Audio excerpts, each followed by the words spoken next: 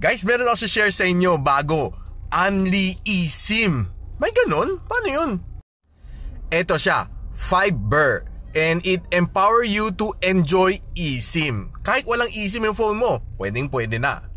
Sobrang yan daling gamitin lang. Insert mo lang yung Fiber SIM, download mo yung app, and download mo na yung profile mo. Ganon kasimple lang.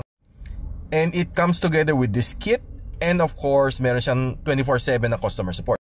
Tara, install natin itong eSIM natin. So for first time users, suggest ko kapit nyo sa SIM1 para hindi magka-error. Pagpasok nyo, ganito makikita ninyo. Tinakpan ko para hindi na makita number ko. Mag-add lang kayo dito sa ilalim and scan QR code.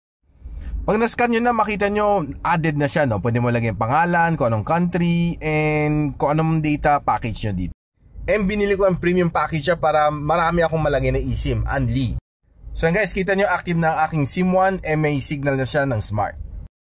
And what's nice dito sa Fiber eSIM, kahit hindi eSIM supported ang phone mo, pwede mo nang gamitin to para magamit mo ang eSIM number mo sa iyong bagong smartphone.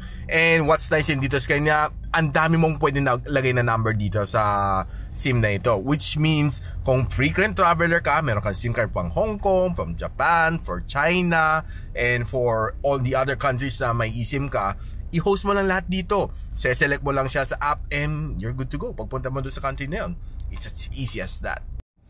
At the moment, available lang to sa mga Android user and probably soon sa mga iOS user. And if you were interested to buy this one, just go on to the Google Play Store and download Fiber na app.